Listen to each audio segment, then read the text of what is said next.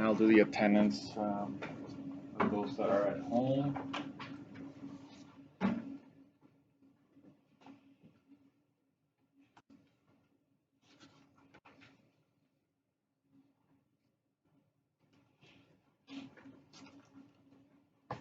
Mark, are you at home? Mark Soriano.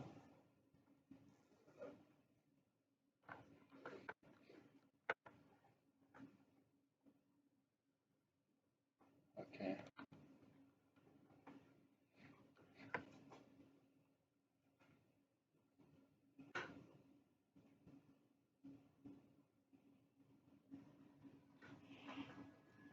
Group 1, Elaine, Cord, and Dion.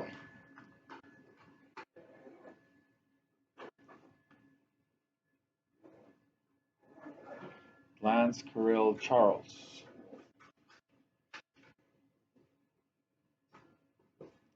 Kayla, Christian, Fontanos. Group 2, Danielle, Dale, Loveleen.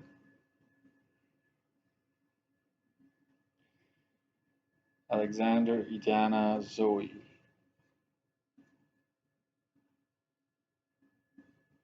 Alexander, you're there? And then we have Maxine, Francine, and Louis. Okay, Alexander, got you. Perfect.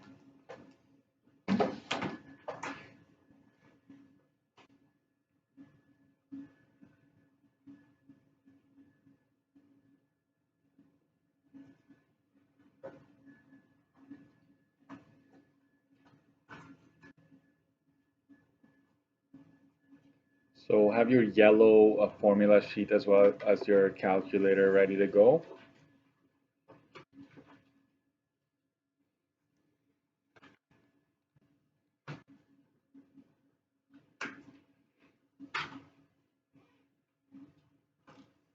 Oh, Alton, I didn't. So you were there? Okay, my bad.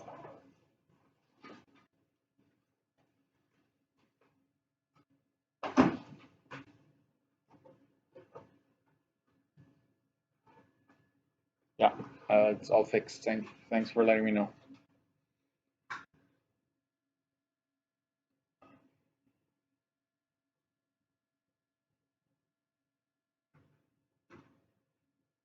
Okay. So I'm assuming you're done copying it. So I'll start solving. Okay. I don't know about you, but I'm a visual learner, so it's probably a good idea to have a diagram, right? And to see what is it that you're given. Okay. And thinking of the surface area of a cone, right? It's pi r squared for the base plus pi times radius times slant, right? So really what you need is the radius and the slant, right? If you look at the formula. And the radius you can get easily, right? So you kind of go, okay, radius, it's going to be 12.4 divided by 2, and that is 6.2 centimeters. That's taken care of, so I have the radius. Now I need to find the slant, right? And the problem is that they give you the height. And the height goes down the center. So if this is 10, you need this. Now, yesterday, a student asked, do I need to call this S, right? Can I just call it C? Because a lot of you, and that's totally fine. A lot of you learned A, B, and C, right? So if you want to call this C, because you remember that the hypotenuse is always your C, this is our slant. That it doesn't matter what letter you use. I will understand that that's what you're doing, right? And maybe call this A, and this would be the B, which is really, in this case, your radius, right? It's the radius, it's just going halfway in. So if you want to work with it this way, that is fine. Okay, so then I will I'll just put the numbers on there. Why redraw it if you don't have to, right? But we know that this is 10, we know that this is 6.2, and we want to know C, right? So C squared is going to be 10 squared plus 6.2 squared, right? These are called the legs, right? So there are only two cases of Pythagorean theorem. You're missing one of the legs, or you're missing the hypotenuse. You're missing the hypotenuse in this case. It's unknown. So you'll be adding the legs, the squares of the legs, right? So C is going to be square root, because they're not specifically, morning, they're not specifically asking for the slant. They're just asking you to find the surface area. So because of that, we're going to just figure out the slant. This is our slant, right? Slant height. So I have to do a little bit of, like, the mark associated with a question like this will be higher, right? It'll be probably 3 marks because you're finding the slant height. So this is, I'm going to underline this. It's important to us. Okay, so now I have my slant height, I have the radius, I have everything I need to find the surface area. Okay, so for the surface area would be pi times the radius squared plus pi times the radius times the slant, 138.44, like that. Okay. If you have a calculator that shows you what you're typing in, you can actually type this in one shot. I will do this in 2 steps. So I'll go 6.2 squared times pi. You just have to be careful with your rounding. Okay. 7628. Okay. Use at least 4 decimals, and then you go pi times 6.2 times root of 138.44. That is 229.1777. And then there's a 0 next to it, so I'm just going to do that. Okay. Use 4 decimals along the way. That's what I'm going to say.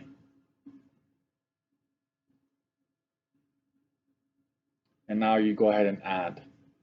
Okay.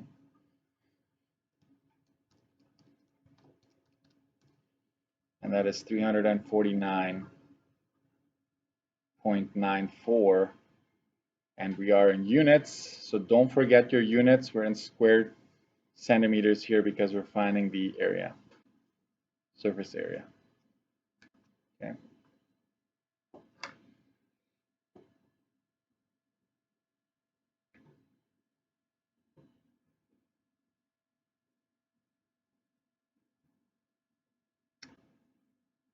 It's asking calculate the lateral surface area. That is just, that's not including the base. So for B, LSA, you have to understand that it's just this part of the formula. That's all.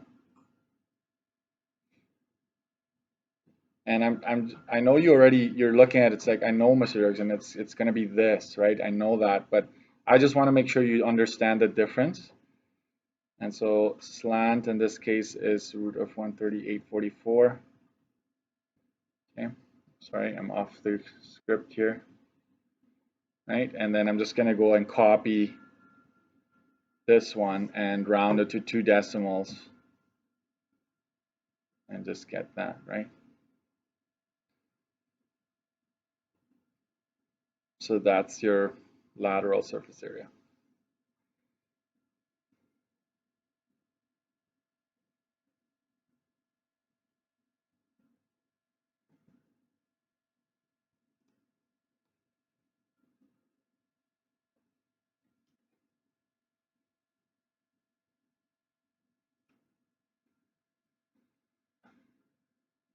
Okay, we'll do another one.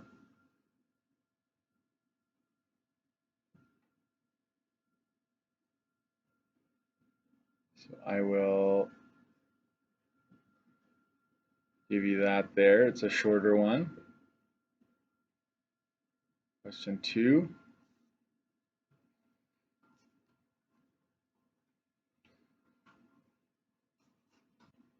square pyramid has a surface area of 203.5 square meters. The base length is 6.5. Find the slant height of this pyramid.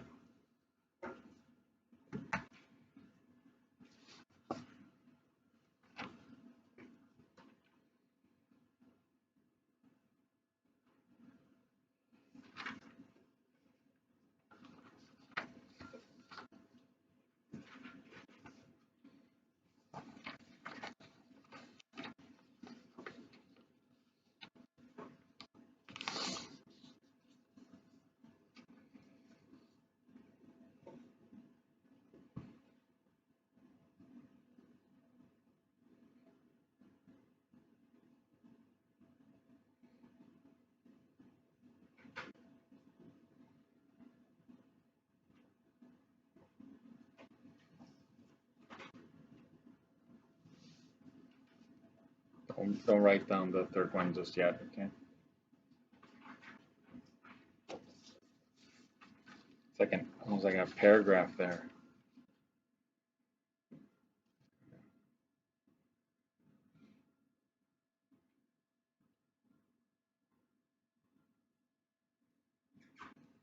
Okay.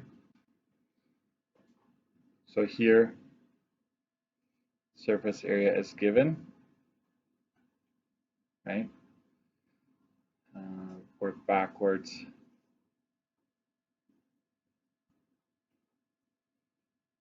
By isolating unknown dimension.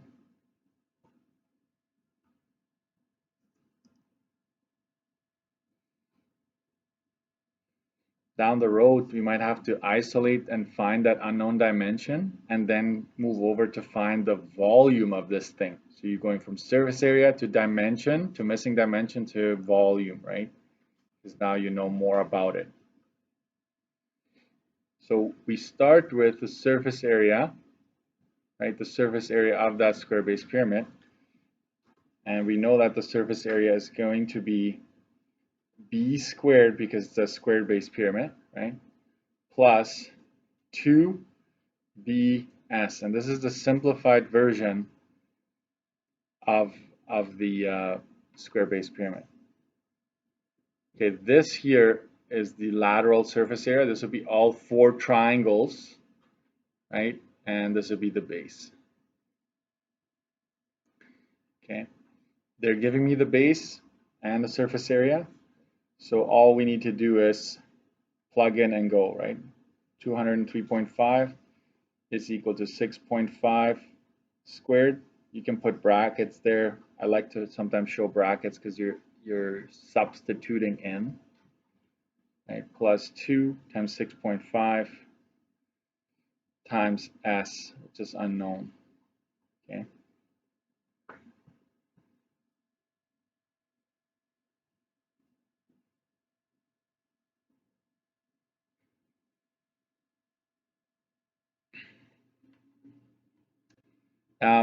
You can go ahead and find out what these numbers are, no problem. But you just got to be careful with not rounding too soon. Okay, so I will do that here. I know I showed you a different way yesterday, but you find out what 6.5 squared is. That is actually not too bad. That's 42.25 plus this would be 13s, right?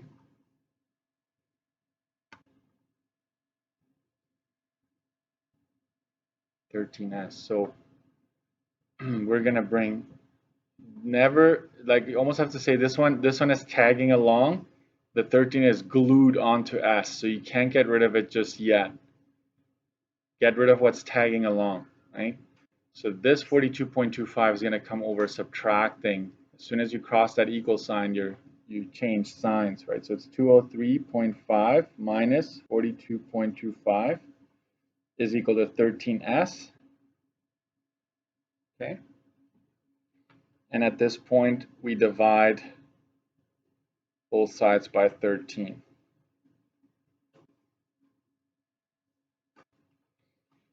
That will allow you to do this. So especially in next year, if you're pursuing pre-cal, your teachers are going to be very particular with notation, and you probably showing your work. Okay, and so we can figure out what the top is. Show you here. If you use brackets, it's 203.5 minus 42.25. I will write it down and go that's divided by 13. So I just divided by 13 on my calculator, and that's 12.40 rounded to 2 decimals. Okay.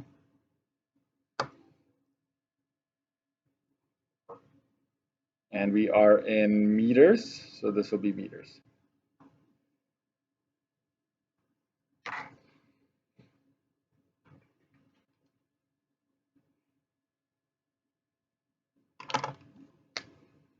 Right, maybe you just put that there, that came over subtracting, right?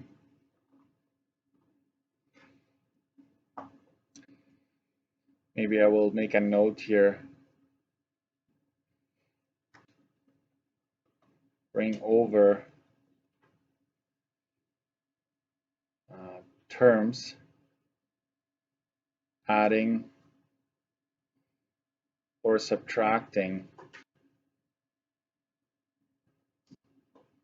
two variable.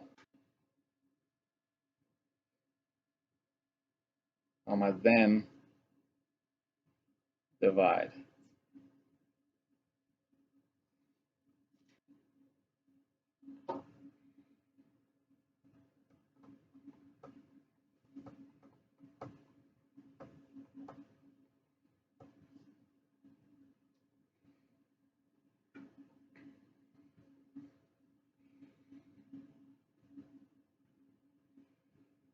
Okay, so you have to be comfortable with working backwards, finding the slant if it's not provided,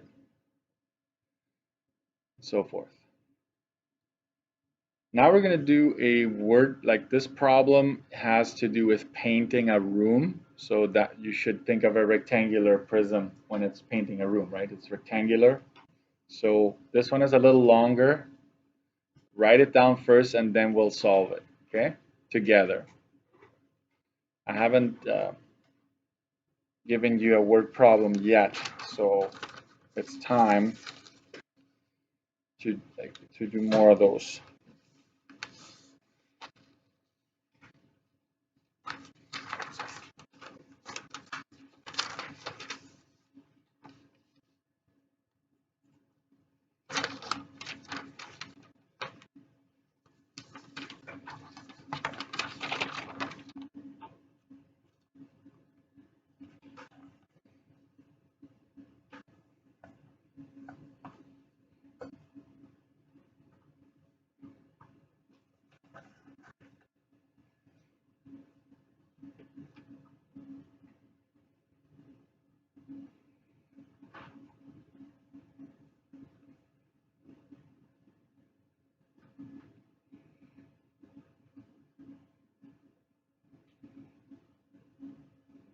Don't worry about the fourth one that I'm adding here.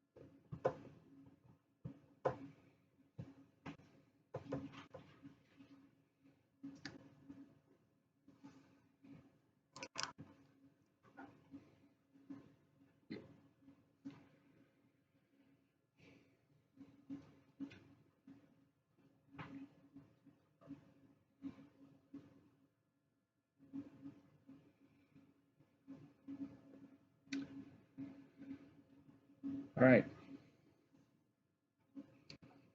So sometimes you just have to watch for the wording. If it says painting the walls, it's saying only the walls, not the floor and not the ceiling. Floor is probably, most of you are agreeing, yeah, floor won't be painted, but sometimes the ceiling will be painted.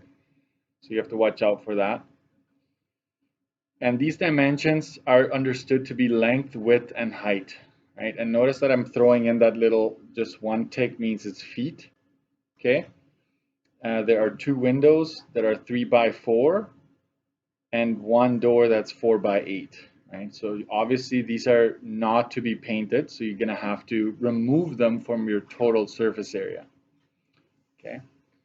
So let's go ahead and see what our formula would look like for this. Room equals rectangular prism, okay?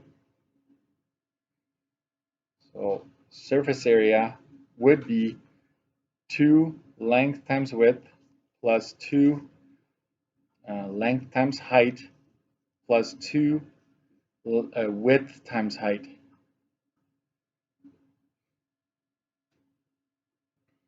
This is the whole thing.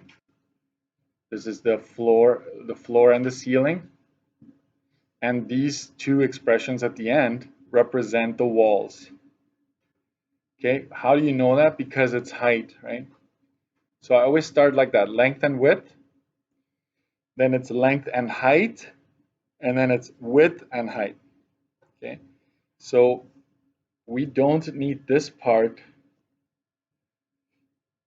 no floor or ceiling, okay? So we're gonna eliminate this part of our equation, of our formula, I should say, and then left with this. So they're actually asking for lateral surface area, okay? Surface area is then 2, and then we go and say that our length is 25 and our height is 9 plus 2, and then we have our width, which is 37, and our height is still 9, right? So this is what you will have to paint, right? And let's just figure out what that is. This is 2 times 25 is 50 times 9 is 450 plus here I'm gonna have to, that's 666.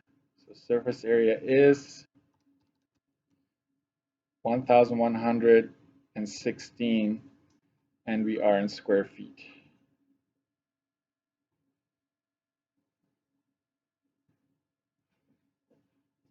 But this is not to be painted, right? Surface area to be painted will be 1116 minus area of window, right? Minus area of door.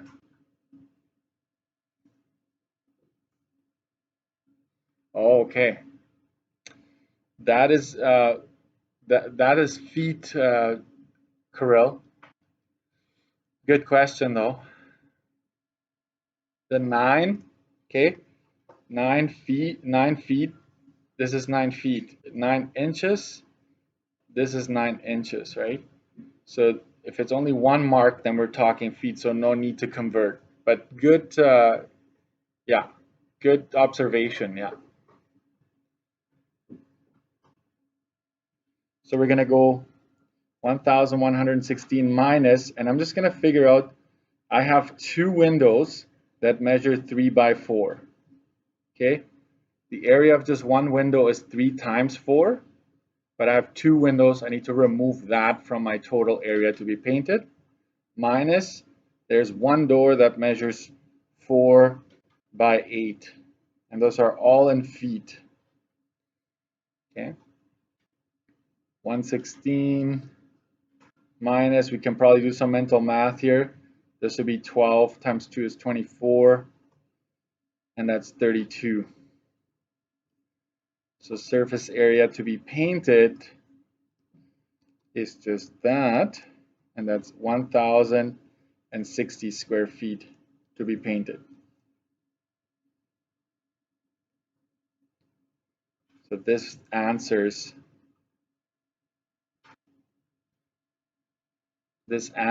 A for us. Should say that this is A. And the way you do this may vary. Some of you might do this separately, and then you find the area of a window here and the area of a door, and then later you subtract them. That's fine. Just try to be as organized as possible so I can go and get those values. Okay. B. I'm just going to read it. I'm just going to show you what it says one more time right before we move on. It says Mr. D will apply 2 coats of paint. If each can of paint covers 350 square feet, how many cans will they need to purchase? So here I'm really extending what we've been learning. Okay, you need 2 coats and need to figure out how many cans you will need to purchase. So you always figure out, right, 2 coats, right? That means that you're going to have to do 2 times the surface area to be painted. Right? So total surface area is going to be 2 times 1,060. And that's 2,120 square feet. That's how much you really need to paint. Okay? So don't make the mistake to figure out how many cans you need for this and then multiply it by 2. Always multiply your surface area to be painted by 2 first and then figure out how many cans. Now determine number of cans. Okay, so this is what I'm going to do here.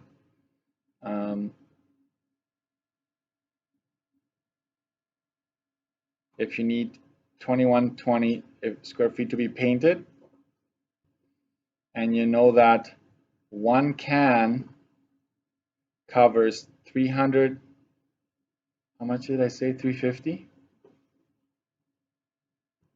1 can covers 350 square feet. Remember how we can cancel the units? If I know we're talking square feet, but there's still the same unit. And all you're left with is cans. Okay, so it's really 2120 divided by 350, which I know a lot of you did already. Like you were thinking, yeah, that's exactly what needs to be done. This keeps going, right? How many cans would you need to buy? You think? 6? 7, right? To be safe. As soon as you're over, like this isn't rounding to the nearest whole number. In this kind of scenario, as soon as you need more than 6, you buy an extra one, right? Needs 7 cans. There you go. And it could even go further to ask you how much would it cost if 1 can costs, $49.99. You could keep going, but you always round up, even if it's just a little bit over. Okay.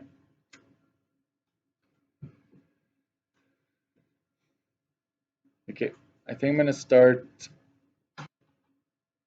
volumes now. I had some surface area for spheres. I will do that tomorrow, or we're getting to it anyways again, so I will just do it then. Okay. This is, just so you know, this unit is one of the toughest one to teach in my opinion, because there's so much stuff you need to know, but there isn't a way to just do it one step at a time. I just throw it at you as the problems arise. Otherwise, you'd be here for a very long time. Okay, so I'm kind of preparing you on how to be problem solvers. All right, problems will arise in different scenarios, so you just gotta be ready to tackle that. Okay. We're going to now turn to our booklets, and I'm going to ask you to go to page 15.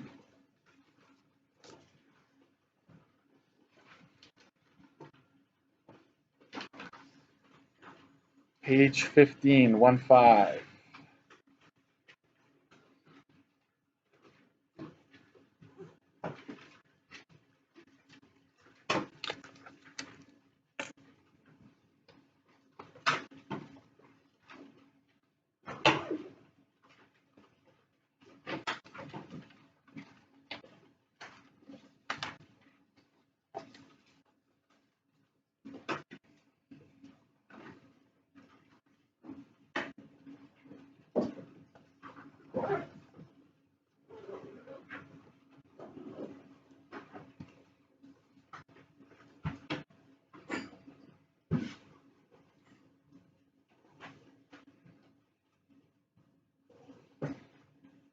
Okay. The definition of volume, okay, by definition, I'll add that to the top here.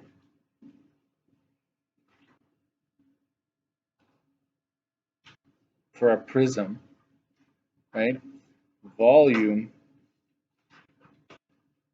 is equal to area of base times the height.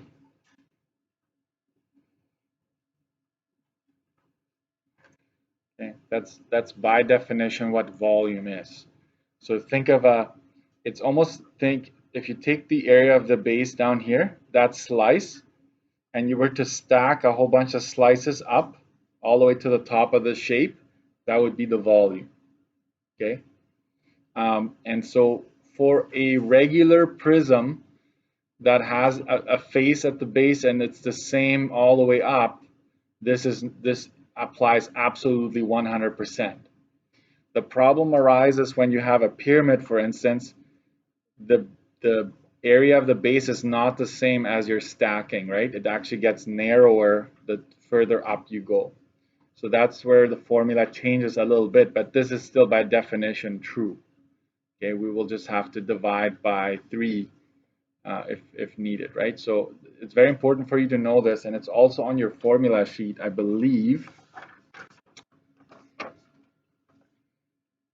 Nope, it's not. Okay, so that's why I gave this to you, so you understand that that's ultimately, if you are given the area of a base, then you can find the volume if you just know the height. Right? So I will give you the formulas. So volume for this one would be length times width, and I'm going to put that in brackets, even though the formula is really usually doesn't have the brackets. But I want you to see that this is the area of the base, right? Length times width would be the area of the base, and then you multiply it by height to get your volume. So in a nutshell, this is just length times width times height. Absolutely, and that's how you've learned it. I know elementary, right? You do a lot of this, so it's not new. It's not new to you, but this is important to highlight. This is what we're going after, right? When you're looking at a cone, volume of a cone, you go length times width times the height, but you need to divide that by 3, okay? You need to divide that by 3 because it's not a perfect prism that just extends up with the same base, okay? Just so you know, a variation of this, I'll just make a note here. Note, and I believe even the formula sheet has that volume is 1/3 length times width times height. This is the same thing. Same thing. And this gets back to chapter 4, right? When I have a fraction in front of something, multiply the 1 times that, and then the denominator times whatever is in the denominator here, and you end up with this, right?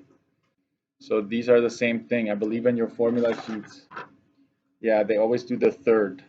Okay, they always do the 1/3. 1 second, Lance. 1/3, right? 1/3. They always do the 1/3 in front, but feel free to just write it like this. Lance is asking, is that for the cone or for a pyramid? This is a pyramid, Lance. Yeah, I'm very confident that that's a pyramid. I know I've been making mistakes, but that's a pyramid. Oh, this is what you're saying. Yeah. Okay. I get it. I get it. Yeah, I got it. My bad. Thanks, Lance. That is true. That is true.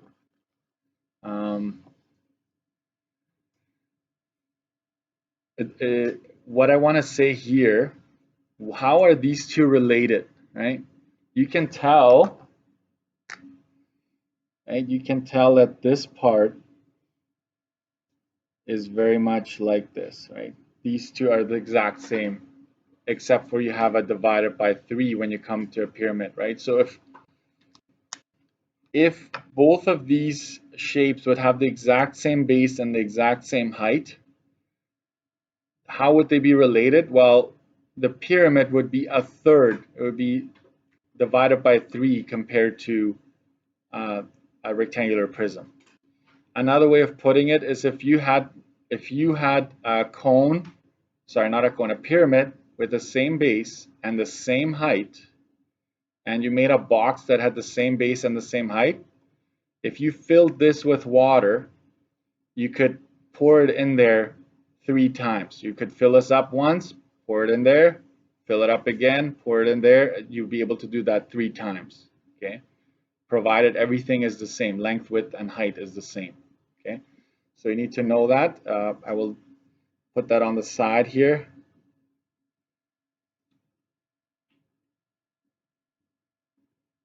Volume of a pyramid is volume of box divided by 3. Or you could also say that volume of the box is going to be 3 times volume of pyramid. Either one goes, right? And I will say this is provided they have the same length, width, and height. That's only true if they have the same dimensions, right? So I know it's a little small, folks. Let me see if I can focus.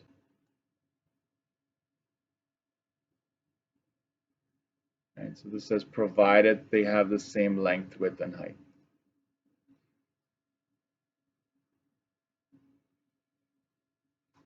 All right,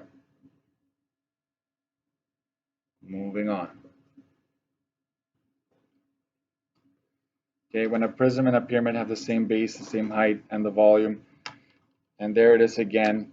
This concept is here again, so if you want to just highlight that.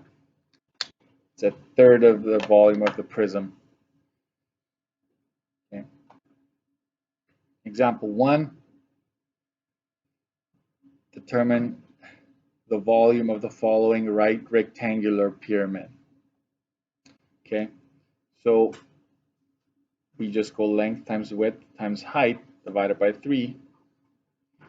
So the volume would be, you can call this length, width, and you can call that height.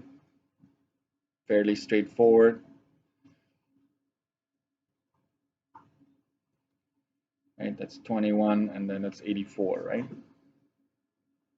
Sorry, divided by 3, never mind. So 84 divided by 3. These actually cancel out if you see that. So it's just 7 times 4, which is 28. And watch this, now we're going cubic. Remember, units. Okay, remember your units there. And volume is, if a question asks how much can you fit into that box, right? That's volume, right? How much concrete do you need to pour into that cylinder? Volume, right? So remember your units there. Let's do example 2. The volume of a right square pyramid is this, right? And the area of its base is 81, and that's supposed to have a little 2 there, 81 square meters. So this is the volume, and this is the area of the base. Determine the height of the pyramid. Okay? Because the area of the base is given, we know that the volume is going to be area of base times height. And we're talking about a pyramid, so we're going to divide that by 3. Okay? This is the variation of the length times width times height. Okay? Area of base. So we know that the volume is 818. So this is working backwards, right? And we know that the area of base is 81. We're just going to put h for height, and we know that this is divided by 3. Okay? And what do we do now? Always tackle the denominator first. So we're going to multiply this side by 3. I encourage you to use a different color, right? Because that cancels out these two here. And you end up with, what do we have? We have 2455.08 on this side. And on the other side, we have 81h. And then we divide both sides by 81. Algebra, right?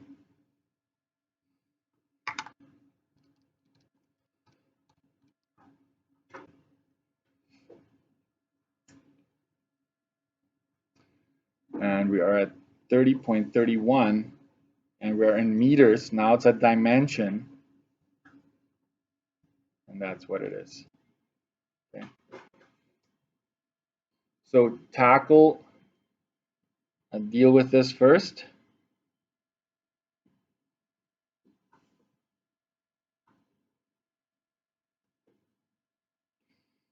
Then with this second, right? Inverse operations, right? Determine the slant height of the pyramid. The slant height of the pyramid, yep, right?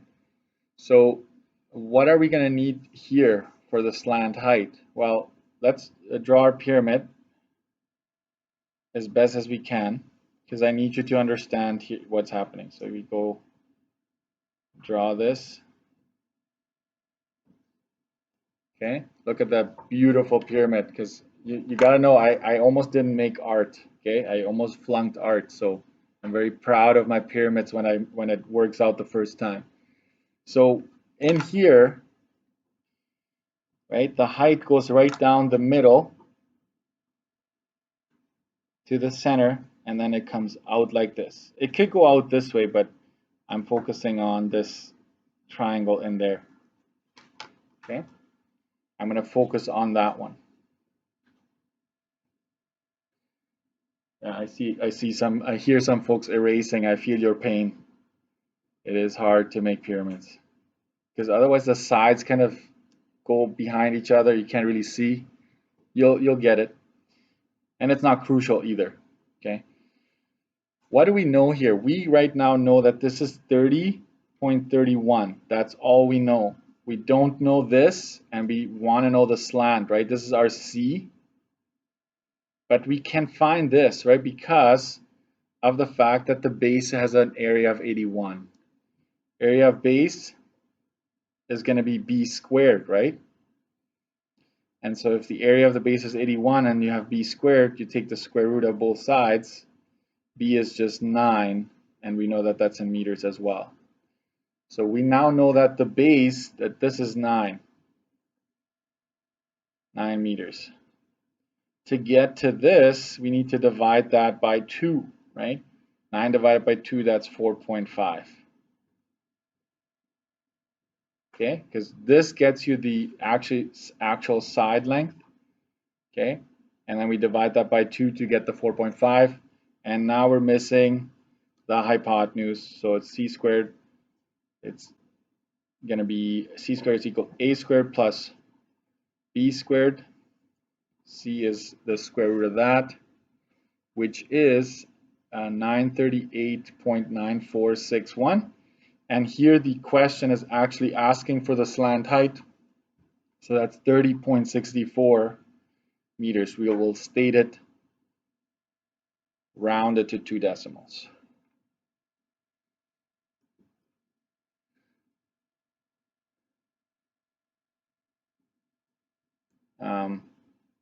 And I'll just make a note, right?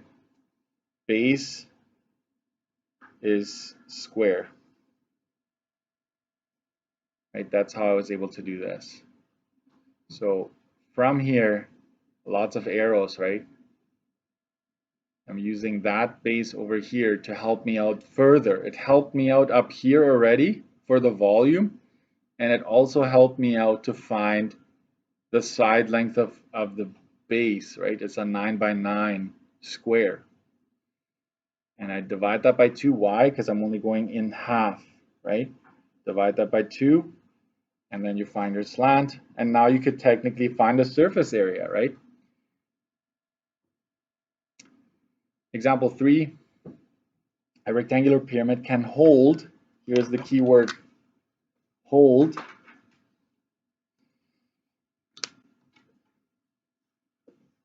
volume, because soon it's going to be mixed up, right? Something can hold, that means you need cubic feet of water. Okay, the base of the pyramid is 15 by 10. What is the height of the pyramid? Okay, so volume is going to be length times width times height divided by 3.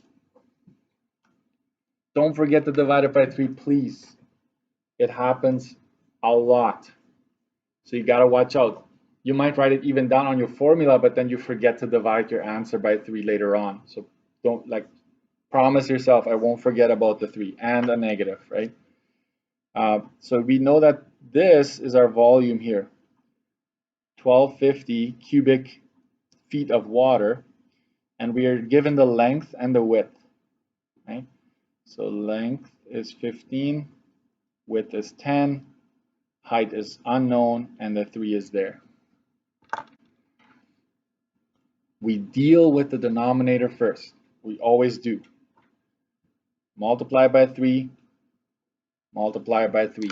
And that just allows you to, on the right side, you'll just be canceling a whole bunch of things. And let's go over here. I'm going to continue this here because we don't have enough room.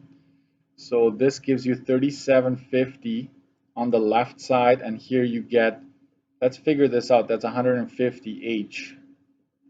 That's all you're left with.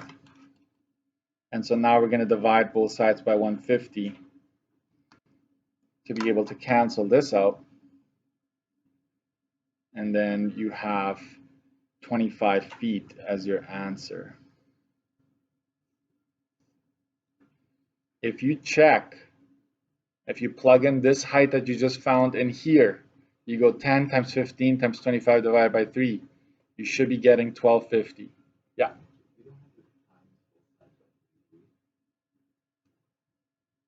Here?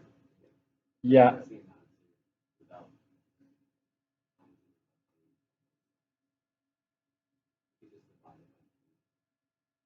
Divide by 3. You divide this 150 by 3? Yes. You can do that as well. So you, I'm always, is it Rowan? Yeah, Rowan, good point. So Rowan went 15 times 10, that's 150, divided by 3, that gave him straight to 150. So he went from here to here, which is good. The reason why I'm showing these steps is down the road, it's going to be important for you to know how to do this. For example, like even up here, I'm sure you're talking about here as well, right? Like 81 divided by 3 you can do that. That's good. I won't take marks off for that. I just want to show, like, down the road, this is going to be important for you to know that to get rid of this, you multiply both sides by 3. But it's not wrong to do what you did. No, no. Good point. All right, 16. Let's go to page 16 here. And I don't know if you noticed, but we're relating, right? These are cousins, right? So to speak. The formulas are very similar except for the divided by 3 if you're talking about a pyramid, right? And so a cylinder and a cone, they have the same base, so they're very similar, okay? So the volume of a cylinder is going to be, remember this, it's area of the base times its height. Okay? This is area of base times height. I want you to understand that, because sometimes I will not be giving you the radius. I'll just tell you what the base is of this thing, and you got to be able to work with it as well. So the volume of a cylinder is just pi r squared h. That's what it is on your formula sheet. That's what it normally is known as. Okay. Volume of a cone. Here you go, Lance. Now it's a cone, right? Know your shapes. I agree. Okay. Volume of a cone is pi r squared times h divided by 3. So this is area of base again. This times height divided by 3. So volume of a cone is pi r squared h divided by 3, or 1/3 pi r squared h, like in your formula sheet, right? They're the same thing. Okay, don't be panicking when you see that. And again, I think I'll just highlight this part and this part.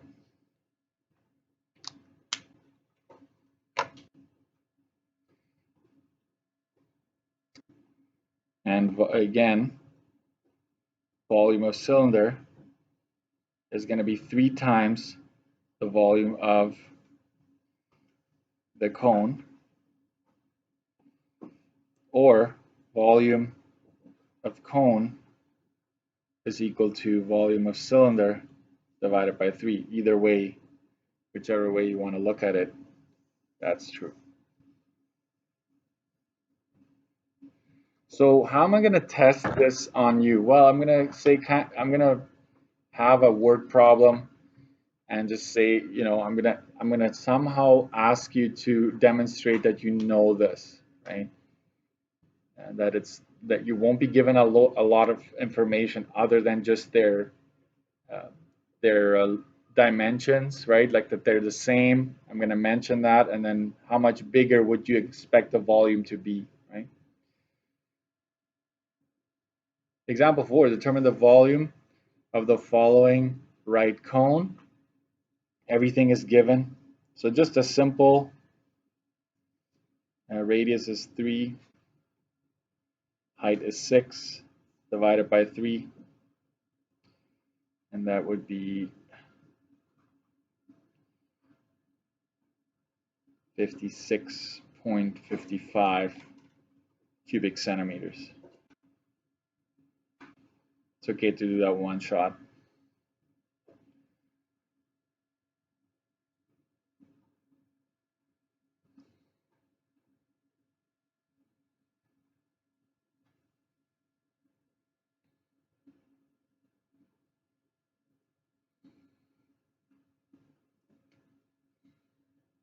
So word problems, right? An ice cream cone, how much ice cream could you fit into that cone, kind of thing. I could ask you that.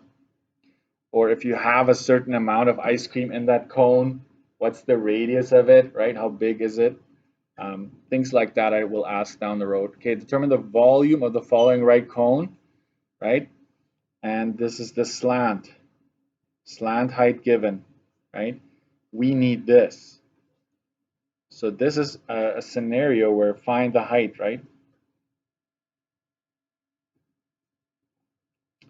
And so we'll draw out our triangle. We know that this is 17, this is 7, and this is our height, which we can call it A, right?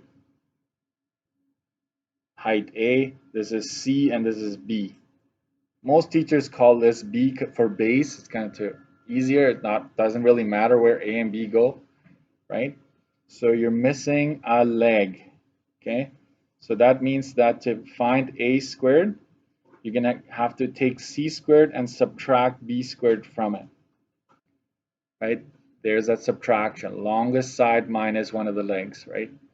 So A squared is going to be 17 squared minus 7 squared. A is going to be square root of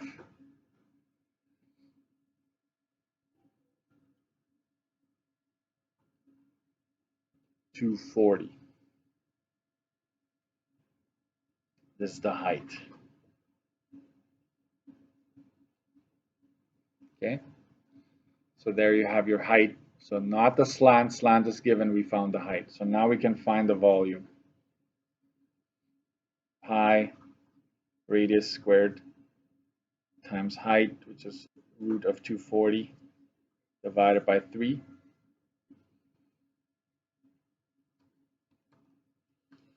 I will actually work out the top, which is 2384.7978, and it keeps going, divided by 3.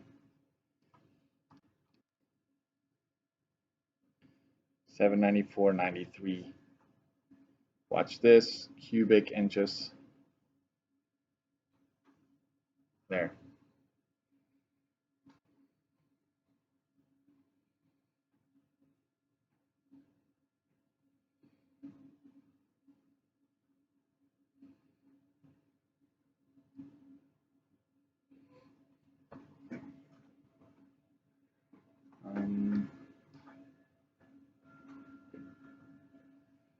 Volume of a right cone. Volume of a right cone is this. The height of it is 11. Determine the circumference of the base. So what's that, right? Circumference. So we'll address that here. So let's draw our cone. And you know that the height down the middle is 11 inches. Okay. And the volume of the cone is this.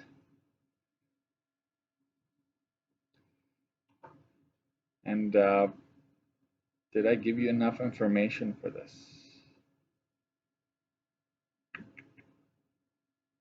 Pi r squared times h. Yeah, I did. Okay. So we're going to start with this volume equals pi r squared h divided by 3. Okay. You know that the volume here is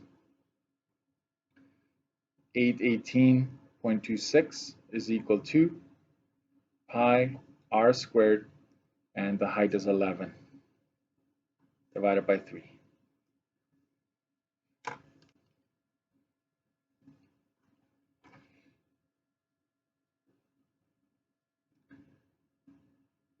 And here's where the divided by 3, you can do it all in one shot, but you might have some rounding issues here. Okay, so I will get rid of this 3, multiply both sides by 3. That allows me to cancel these out. So 3 times 818.26, this gives me 24, sorry.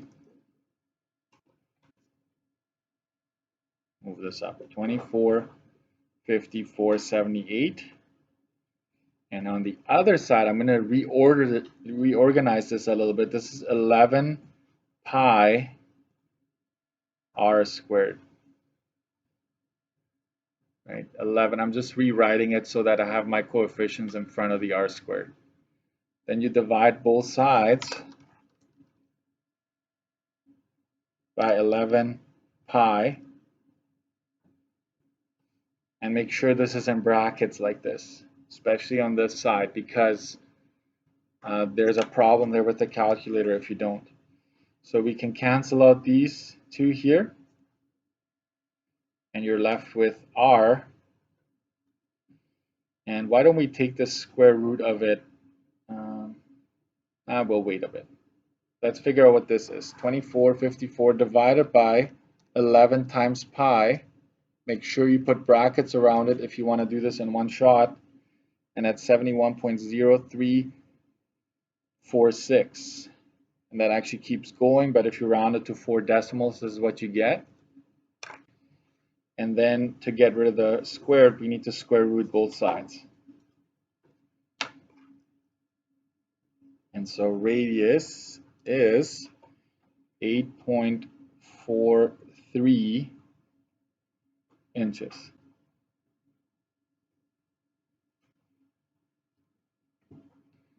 That's not really answering the question yet. Circumference is 2 pi r, or diameter times pi. Pi times diameter. I prefer this one. So circumference is 2 times pi times 8 point, hold it folks. If I want to be consistent, this actually was 8.4282, right? Because we're not quite done yet. That's not answering the question. This is answering the question. So we're going to use 4 decimals here.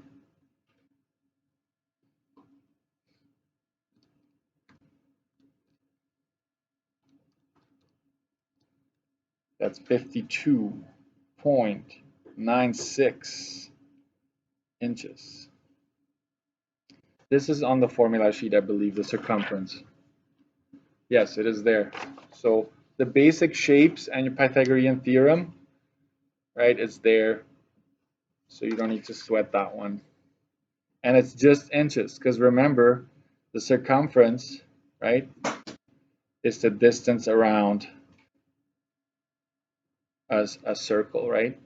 So it's just linear. It's just a linear dimension, okay? Okay, I think I'm going to call it a day here. We're just going to write down our homework.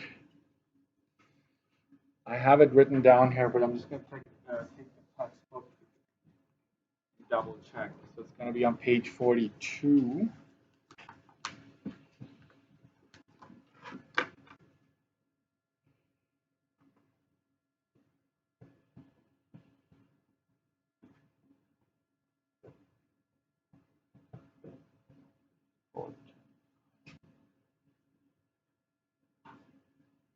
We're going to go 4 to 9.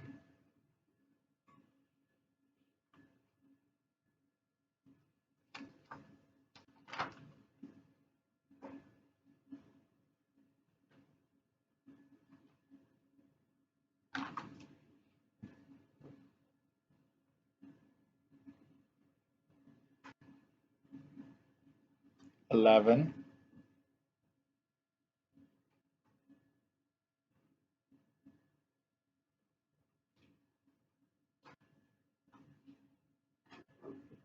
12,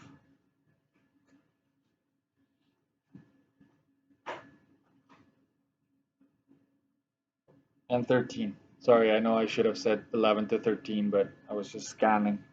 Because in here you have some of the properties of a volume, the volume of a cylinder being 3 times as much as a cone.